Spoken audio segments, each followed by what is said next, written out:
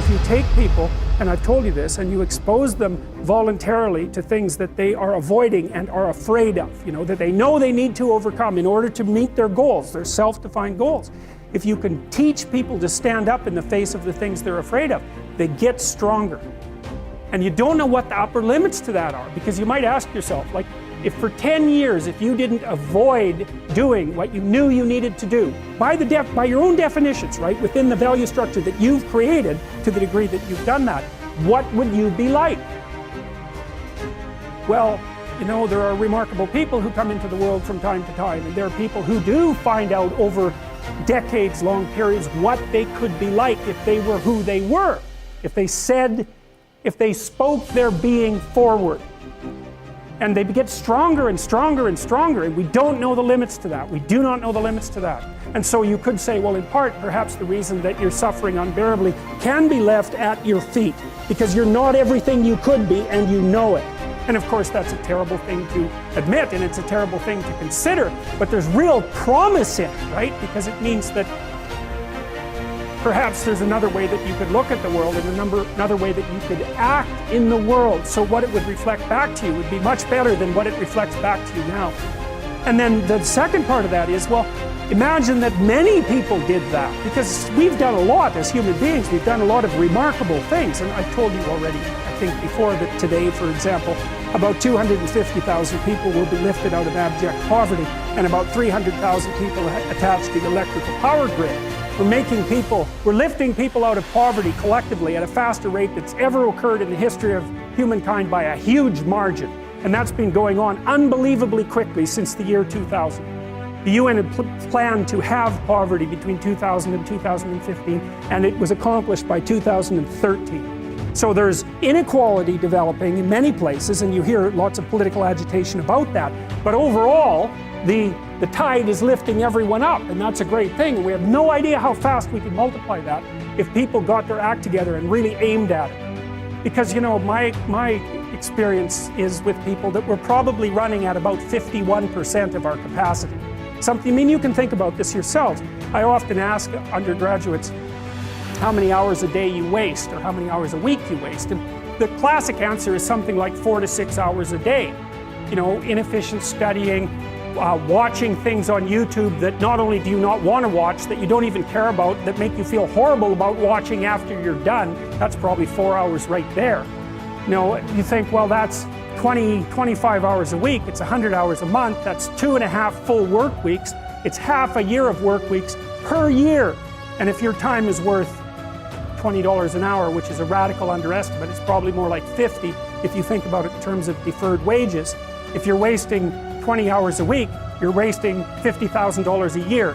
And you are doing that right now. And it's because you're young, wasting $50,000 a year is a way bigger catastrophe than it would be for me to waste it, because I'm not going to last nearly as long.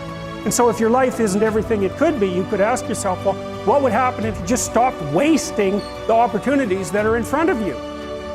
You'd be, who knows how much more efficient?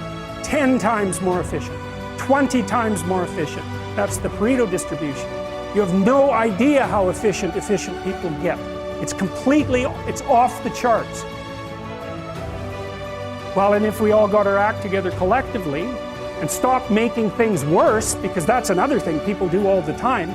Not only do they not do what they should to make things better, they actively attempt to make things worse because they're spiteful or resentful or arrogant or deceitful or homicidal or genocidal, or all of those things all bundled together in an absolutely pathological package.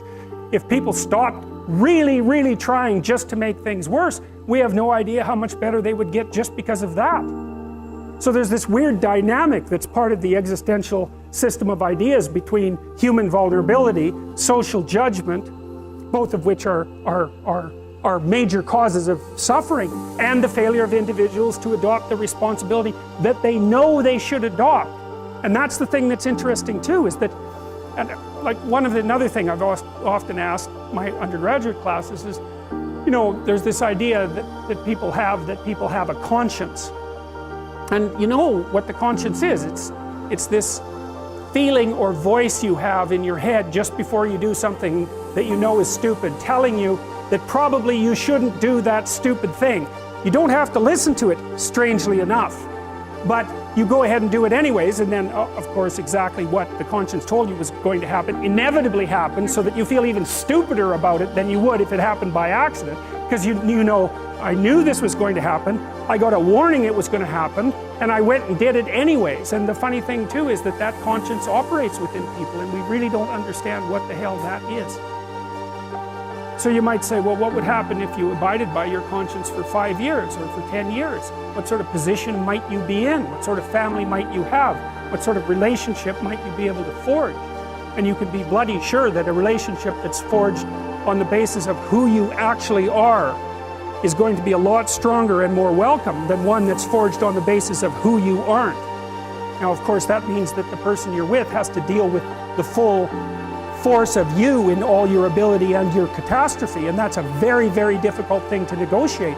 But if you do negotiate it, well, at least you have something, you have somewhere solid to stand, and you have somewhere to live, you have a real life, and it's a great basis upon which to bring children into the world, for example, because you can have an actual relationship with them instead of torturing them half to death, which is what happens in a tremendously large minority of cases.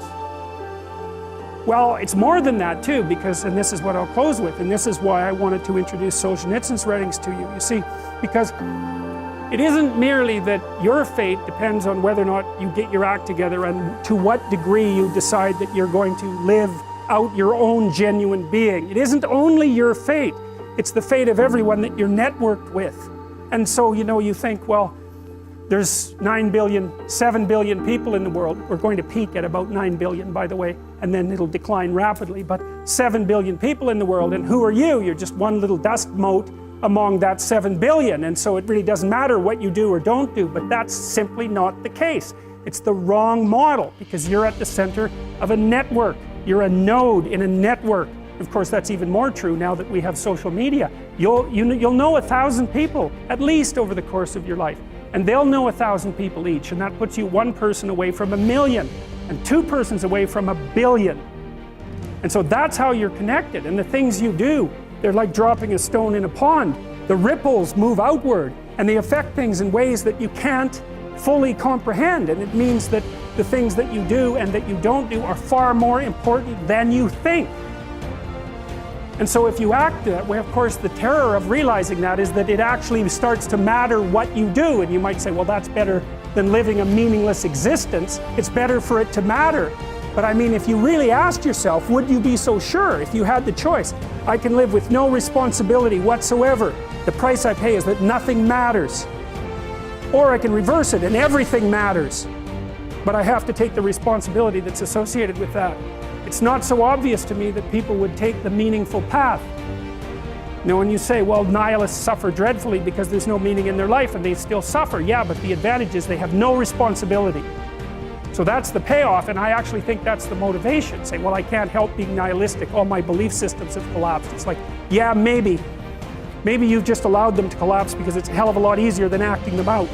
And the price you pay is some meaningless suffering, but you can always whine about that and people will feel sorry for you, and you have the option of taking the pathway of the martyr, so that's a pretty good deal, all things considered, especially when the alternative is to bear your burden properly and to live forthrightly in the world. Well, what Solzhenitsyn figured out, and so many people in the 20th century, it's not just him, even though he's the best example, is that if you live a pathological life, you pathologize your society. And if enough people do that, then it's hell. Really, really. And you can read the Gulag Archipelago if you have the fortitude to do that, and you'll see exactly what hell is like. And then you can decide if that's a place you'd like to visit, or even more importantly, if it's a place you'd like to visit and take all your family and friends, because that's what happened in the 20th century.